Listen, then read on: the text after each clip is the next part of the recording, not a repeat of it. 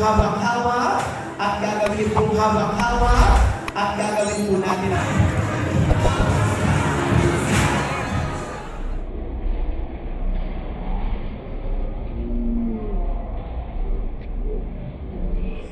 bigas is life. Di ba na po lang masamay? Naka-lipstick pa yan. salamat tuli sa aking minamahal na unang bilang Luis Arnett. Libre bigas.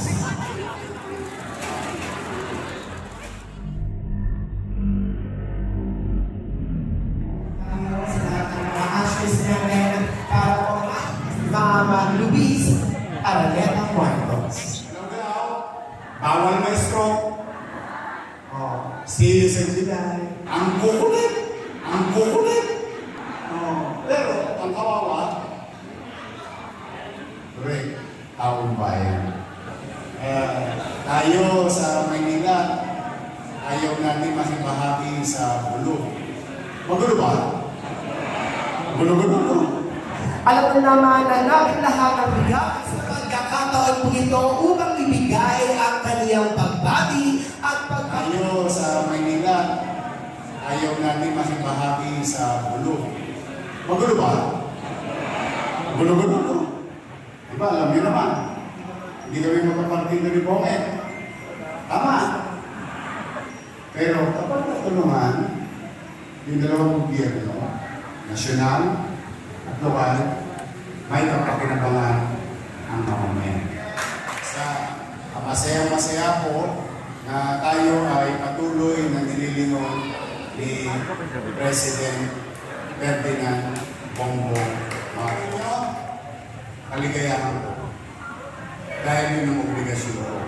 Maglingkod sa mga batang Maynila. Tanggi sa lahat. Mayaman, middle class, mahirap, kakain ng Correct. suporta ng ating pong mga samahan po ng barangay. Ayos na, tama. Kaya bigas is live. Ito, ma'am, First Lady, ang senior sa Maynila, Alagang Pablo. Ganito na magkaroon party ng mayor. Politiko. Hindi ko meron. Thank you. Dahil nito at mula sa puso, para sa pamilya, at para sa Pilipinas.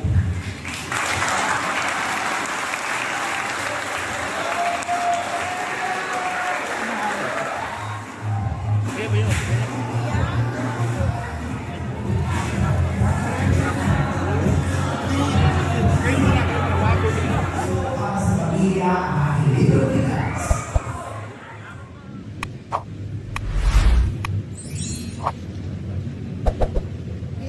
Ang presyo ng gasolina, kaya nga po naiintindihan niya ng ating minamahal na Pangulo. At syempre, palapakan po natin ang ating unang ginang, Luis Araneta Marcos! At sa pagkakataon po ito, upang ibigay ang kaniyang pagbati at pagpapakilala sa ating minamahal na unang ginang, palapakan po natin ang ama ng lungsod ng Maynila, kagalang-galang Francisco Isko Moreno Domingo.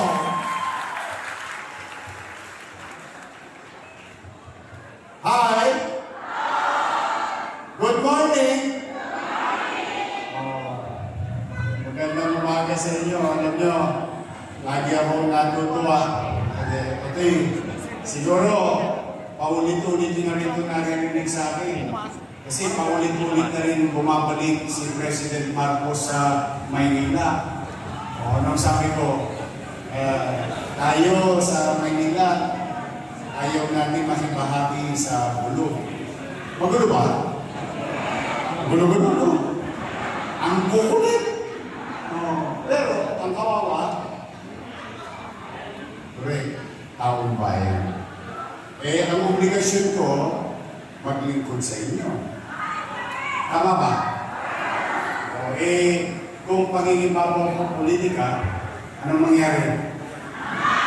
Okay Kita mo ngayon, dahil sa pakikipagtulungan.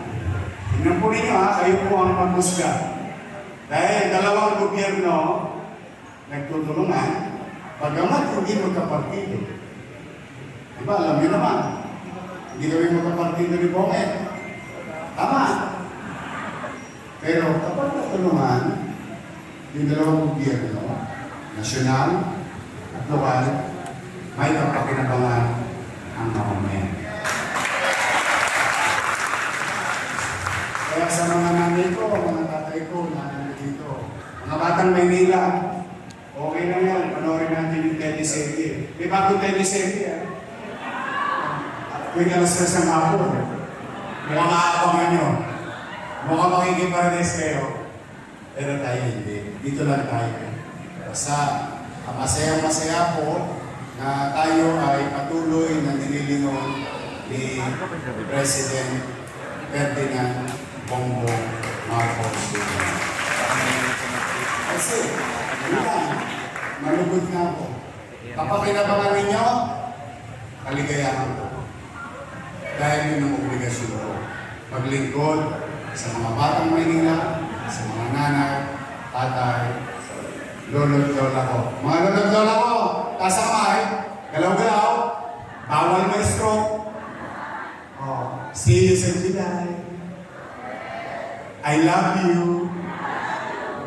Dito ma'am, First Lady, ang senior sa Maynila, Alagang Pablo. Spoil sa akin yung mga yan. But today, nagsasama-sama tayo para ipakilala ko sa inyo ang may katang-isip na kung saan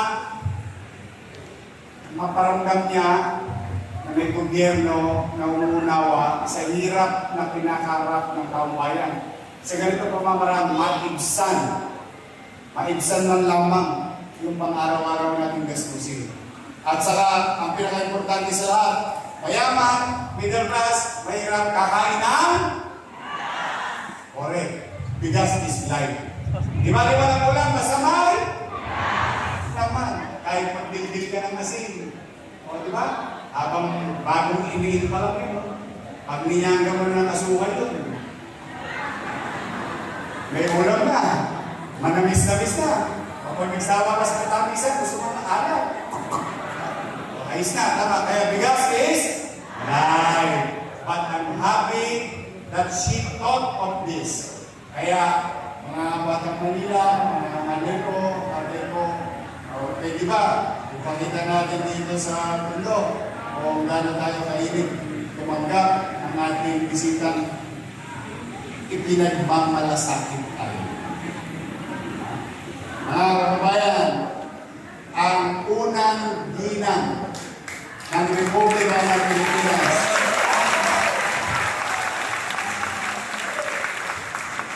Madam, marami siyang pangalan. Lahat na lang, pinangalan sa kanya. Madam, beautiful. Pero sa akin, thank you, ma'am. Thank you very much for the life. Ang ating First Lady, Madam Araneta Marcos.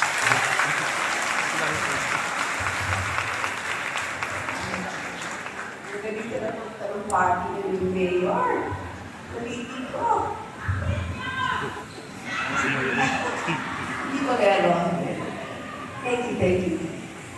Pasensya na lang ko, hindi ako kasing galing magpunta ng party ng yung mayor.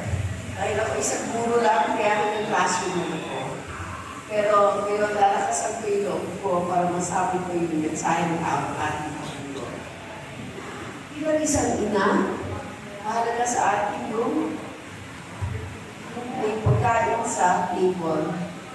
Even if you cannot eradicate poverty, at least, you know, there is still people help you in the days to come. Maraming salamat sa inyo dalaw dito at mula sa puso para sa pamilya at para sa Pilipinas.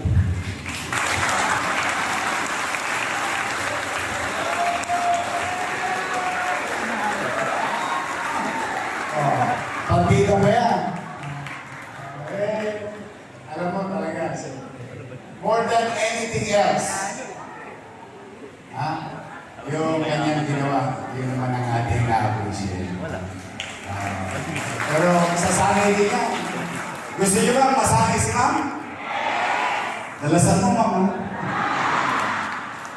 Okay, pampahan natin. Ma'am, thank you very much.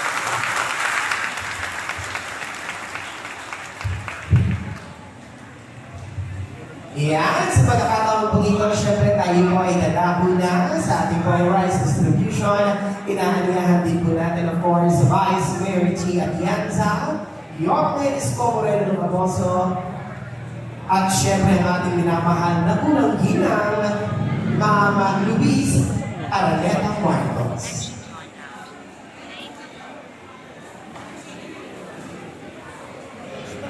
Kaya sa ating po mga kasamahan, manatili lang muna po tayo nakaupo sa ating po mga upuan at sa Diyos na makapalad po natin lahat sapagkat mismo ang ating unang ginang mag-aapon na mula sa puso para sa pamilya, yan po ang ating libreng at bigas. Kaya po muli, palapakan po natin unang ginang Luis Araneta Marcos.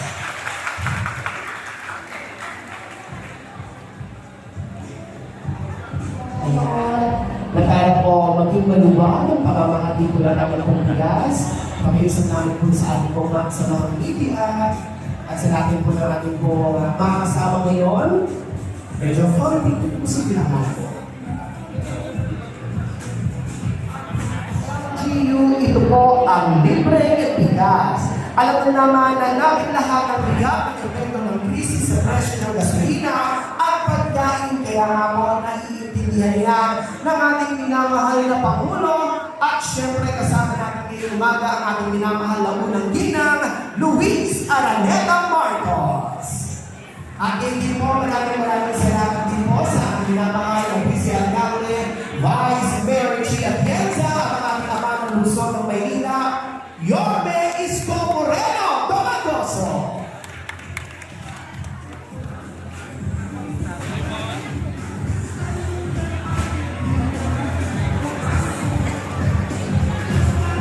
Kaya nga po sa lahat po ng ating pong mga kasamahan, pakilala lamang po ang mga red nameplates na inyo pong hawak-hawak at gagawin po natin ang isang maayos, organisado at may sistema pamamahagi na mula sa puso para sa pamilya. Yan po ang libreng bigas.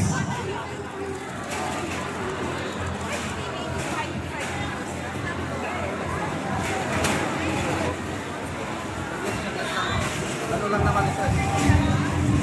Aking din po, maraming salamat din po sa inyong suporta. Aking po mga sa mga punong barangay, aking mga York Squad at mga Pacifico. Maraming salamat. Hindi na sa akin namin po mga beneficiary, sa kami po mga constituents ng Barangay 72. Sunod lang po tayo sa lahat ng mga ashes natin para po maikasasilo tayo sa isang maayos na pamamahagi na mula sa puso para sa pamilya. Yan po ang libreng bigas.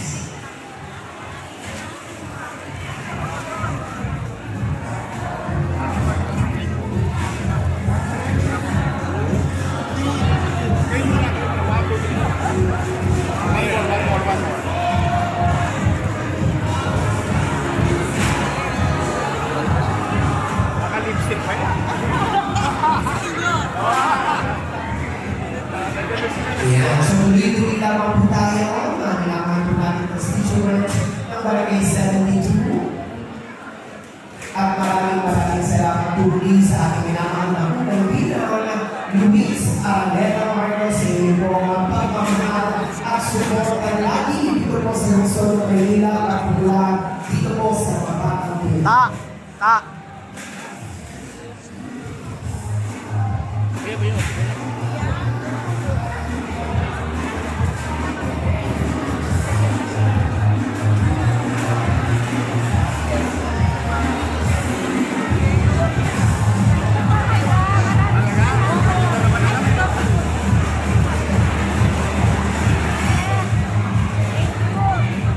Muli ang paalala sa lahat ng mga mga constituents. Sumilaw po tayo sa ating mga masters, sa ating mga MTSWs ka, tapos sa maayos na niya ang aking librong bigas.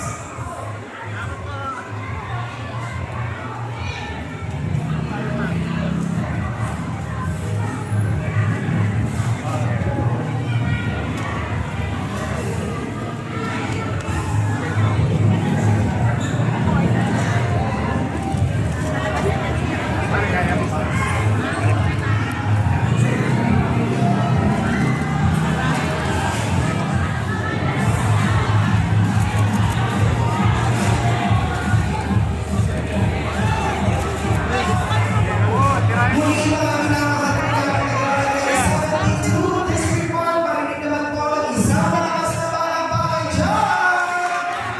Maraming salamat po. Sa inyong pakikibahagi at suporta at lalo rin po ang pagpapasalamat sa biyayang ating natanggap ngayong umaga. Yan po ay hatid sa akin mula sa puso para sa pamilya ang libreng bigas. Muli po maraming salamat sa aking minamahal na unang ginag, Luis Araneta Marcos.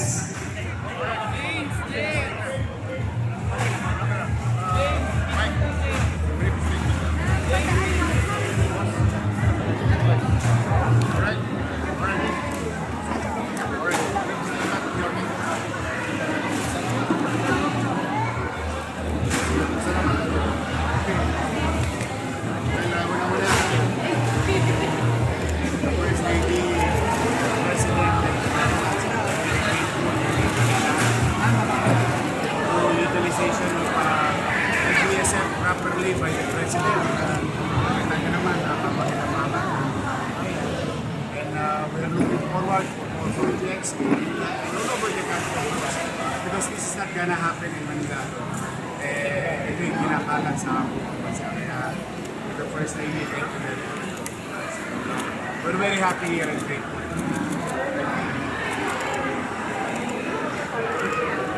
Yes, now comes. First time here. Safety is good.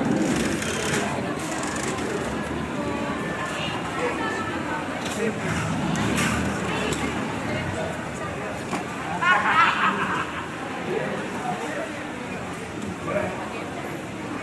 Viral, that's